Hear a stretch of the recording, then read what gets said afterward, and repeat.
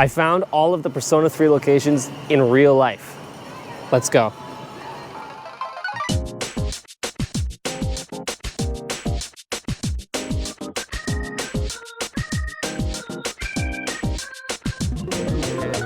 So right now we are actually pretty close to Tokyo Tower, and we are searching for our first location, and which is actually the real life counterpart to the dorms. However, there is one problem that is in our way. The fact that this location no longer exists. What the f is this piece of shit? I'm gonna get this out of the way right now.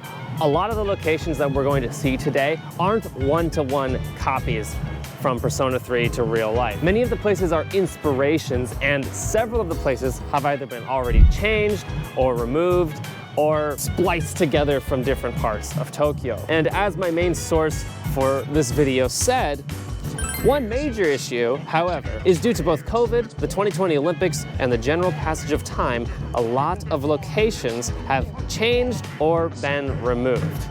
But there are still a lot of good locations to go to, and if you want to see what it used to look like, you can go to the Google Street View, and there are a lot of really good shots of what it used to be. It's just really unfortunate that it's not here anymore for the video, but you know, we'll make do with what we can. If you still want to check this out in real life, I am leaving all the locations in the description below, so check it out. And also, it's really, really close to Tokyo Tower and an incredibly famous jinja. All right, on to the next place. Let's go.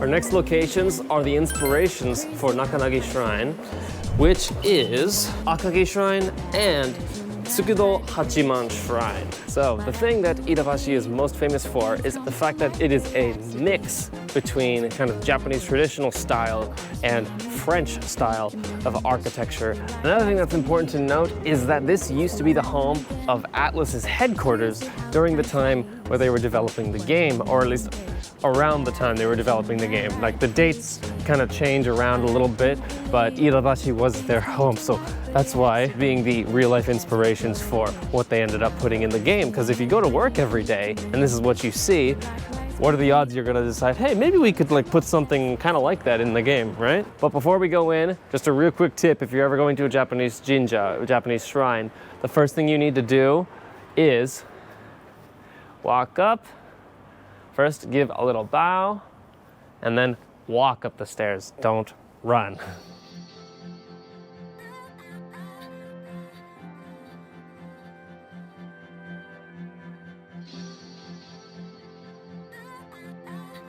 Now the thing that's really nice about most Japanese shrines is that they all have a pretty similar layout. Usually they will always have a place to wash your hands, clean yourself before you go and pray to the shrine with this really cold water. And one thing that always strikes me about Japanese shrines is that they're always like this really beautiful traditional Japanese shrine, and then usually it's like right next to just 21st century office building. But at least this one has windows, so it doesn't look like just like a concrete slab dropped next to the shrine. So the proper way to pray is first you bow, then you clap twice, then you pray. And when you're praying, you're supposed to say your name, your home address, and then what your wish is. And then once you're finished, then you bow one last time, and that's it. And of course in the game you wish for better grades, better academics. In real life I'm wishing for something different, but you know, all wishes you gotta keep secret. So while it's not an exact one-to-one copy, just like in the game, there's a place for kids to have fun while they're waiting for their, I guess, grandparents, Ojiji. All right, let's go to Akagi Shrine.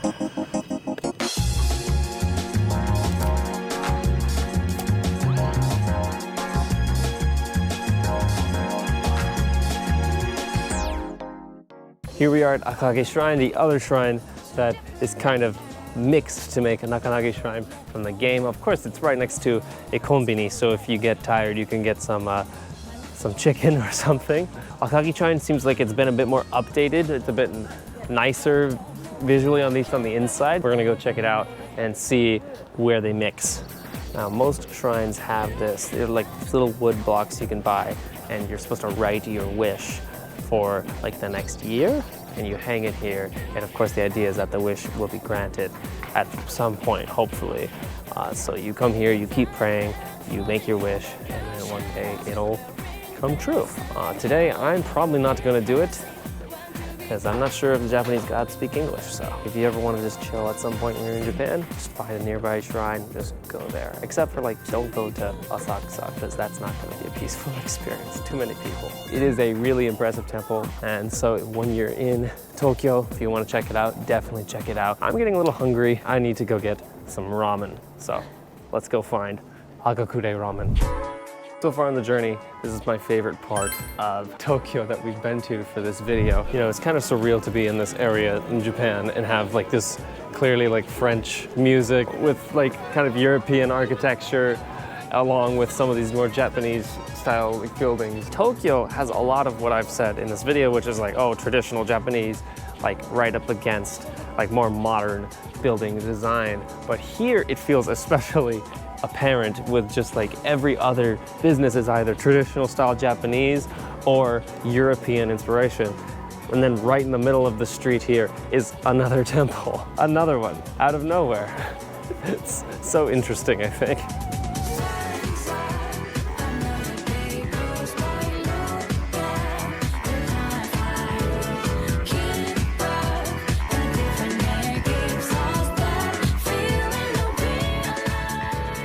If you ever find yourself in Itabashi and you're looking for these locations, definitely stop by Kakurazaka Street. You name it, it's probably here. Also on this street, of course, there are a ton of different ramen shops. There's only one that people think is the true inspiration for the Persona 3 Hagakure ramen shop. Let's go find Alba Ramen.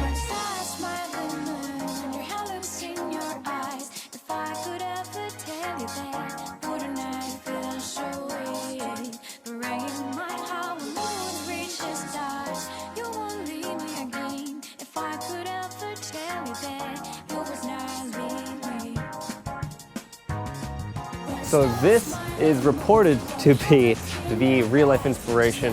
This is Alba Ramen, but not really, unfortunately.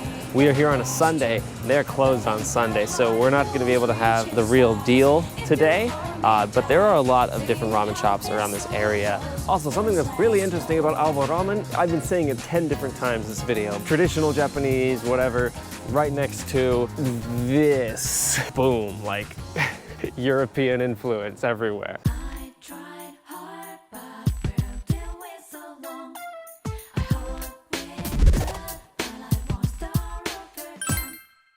This is Shinbashi Station, the Yurikakome line, and it's the real-life counterpart to Iwatodai Station from Persona 3. This is probably the one that is most obviously just ripped from real life and taken into the game. And so that's why I think there is a lot of credence to Odaiba being where Persona 3 is based on. The station that you take to go to Tatsumi Port Island, Iwatodai Station, is exactly like ripped from this. The entrance is the exact same, and the square kind of feels the exact same. And I've actually been here before in my Yamanote Line Run video.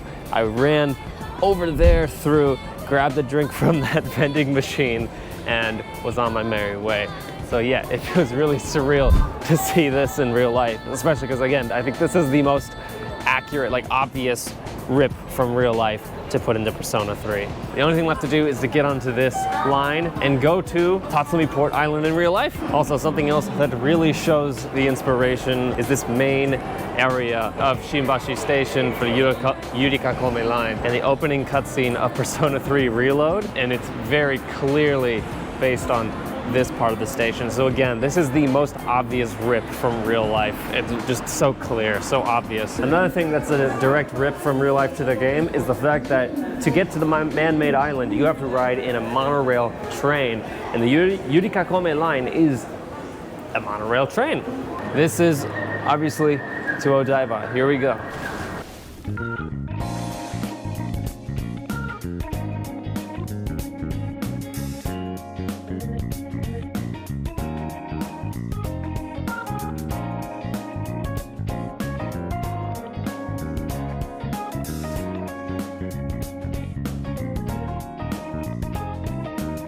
Okay, so this is my first time ever going to Odaiba, and I've really got to say, it definitely has the exact same vibes as Tatsumi Port Island. A perfect place to really get a cool view of the Rainbow Bridge at day or at night is Odaiba Park, and so we're going there now. And along the way, we are passing Odaiba Beach. And Odaiba Beach is likely one of the many that inspired the beach in Persona 3. Just my first impression of Odaiba, a really, really cool place. If you're looking for the locations, definitely come here, and just come here not even for the locations, but just to see it, even if just once. But we only have so much daylight left, so that leaves us with 2 main locations left that I want to cover.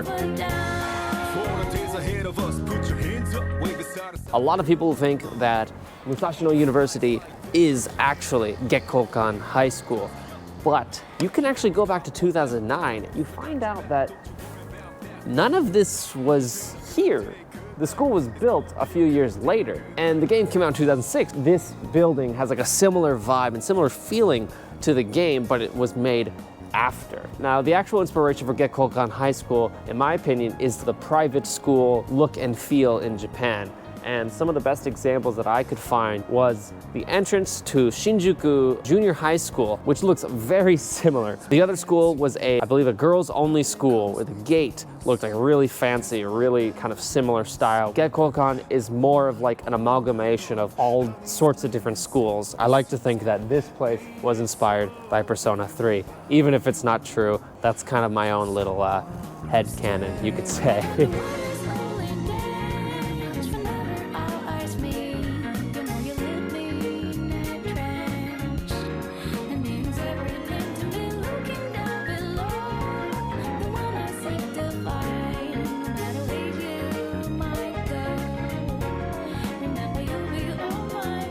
Okay, just like Shimbashi Station, this next location was used in Persona 3 almost as a one-to-one replica.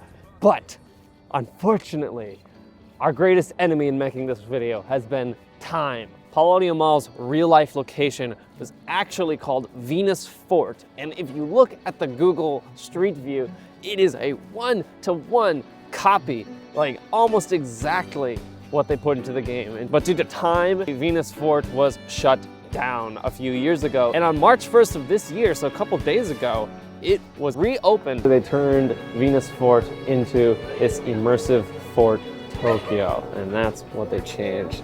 Yeah, unfortunately today we were not able to go inside to immersive Fort Tokyo, but if you want to check it out for yourself and you're in Japan, in Tokyo, it is in Odaiba, just go to Aomi Station. If anything, I feel like this experience has really kind of shown how much Tokyo has changed in the last almost 20 years since their original game came out. It's really fitting with the themes of Persona 3, death and change. And yeah, I'm really grateful for this experience, and I'm glad that you guys have been able to join me on it. That is Persona 3 locations in real life. I had a really good time making this video, doing all the research to find the places. I really appreciate you guys watching it. And if you want to see me make more content, subscribe and consider becoming a member today so I can make more content like this. And yeah,